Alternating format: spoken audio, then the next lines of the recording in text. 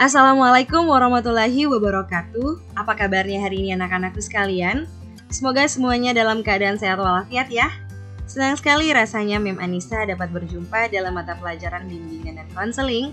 Walaupun hanya melalui daring seperti saat ini, semoga tidak menyurutkan semangat kita semua untuk tetap belajar. Baik, pada kesempatan kali ini Mem Anissa akan membawakan materi tentang pengenalan BK. Pasti anak-anakku yang baru masuk nih yang kelas 7 bertanya-tanya apa sih itu BK? Karena mungkin ya waktu di sekolah dasar dulu kalian belum menjumpai guru BK atau belum mempelajari tentang bimbingan dan konseling.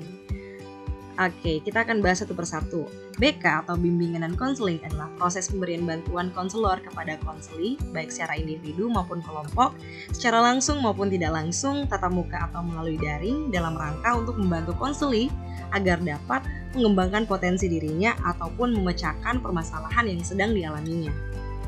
Ada 4 bidang dalam bimbingan dan konseling. Yang pertama adalah bidang pribadi.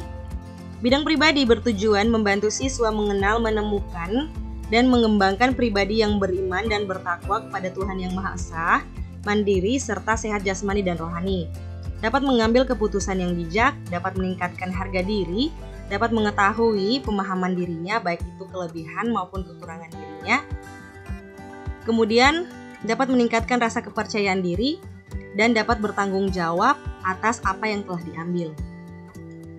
Yang kedua adalah bidang sosial, bertujuan membantu siswa memahami diri dengan lingkungannya dan etika pergaulan sosial yang dilandasi dengan budi pekerti luhur dan tanggung jawab sosial. Di bidang sosial, bertujuan membantu siswa memahami dirinya dalam kaitannya dengan lingkungan dan etika. Dapat membantu mengembangkan kemampuan berkomunikasi baik secara lisan maupun tulisan, dapat bertingkah laku dan berhubungan sosial baik di rumah, di sekolah maupun di masyarakat dengan menjunjung tinggi tata krama, sopan santun, serta nilai-nilai agama, adat istiadat dan kebiasaan yang berlaku. Dapat bekerja sama dalam tim dan dapat beradaptasi dengan baik di lingkungan yang baru. Yang ketiga adalah bidang belajar, membantu siswa mengenal, menumbuhkan dan mengembangkan diri, sikap dan kebiasaan belajar yang baik untuk menguasai pengetahuan dan keterampilan, menumbuhkan disiplin belajar dan berlatih baik secara mandiri maupun berkelompok.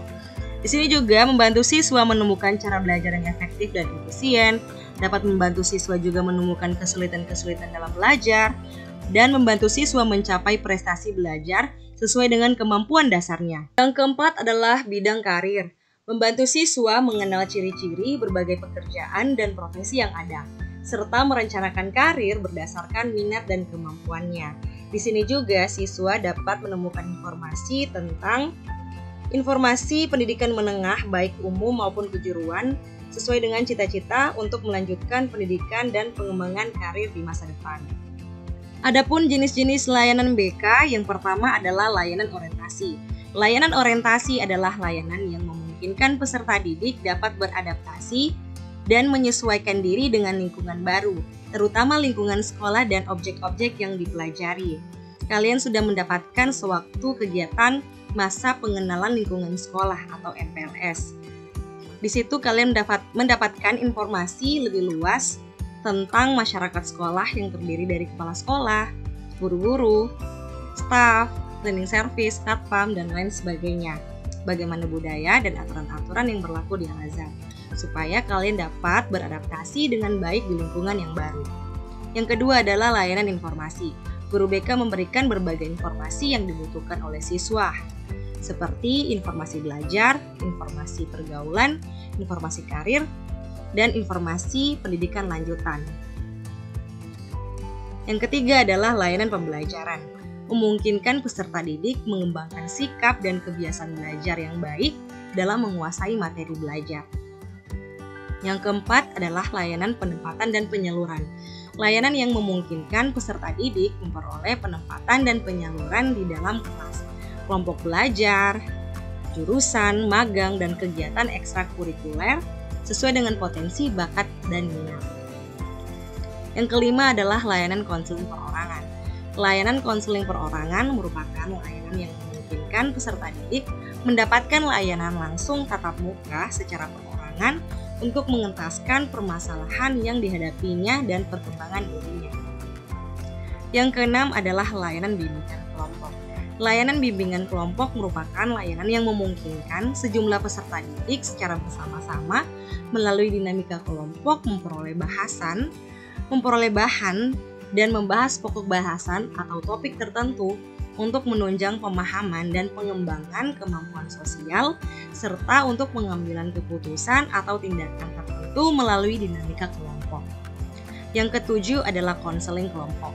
Layanan konseling kelompok merupakan layanan yang memungkinkan peserta didik masing-masing anggota kelompok memperoleh kesempatan untuk pembahasan dan pengentasan permasalahan pribadi melalui dinamika kelompok. Jadi di konseling kelompok ini, kita atau kalian bisa membahas permasalahan pribadi melalui dinamika kelompok. Yang kedelapan adalah layanan konsultasi. Layanan konsultasi adalah layanan yang diberikan untuk memperoleh wawasan dan pemahaman dan cara-cara yang perlu dilaksanakan dalam menangani atau membantu pihak lain.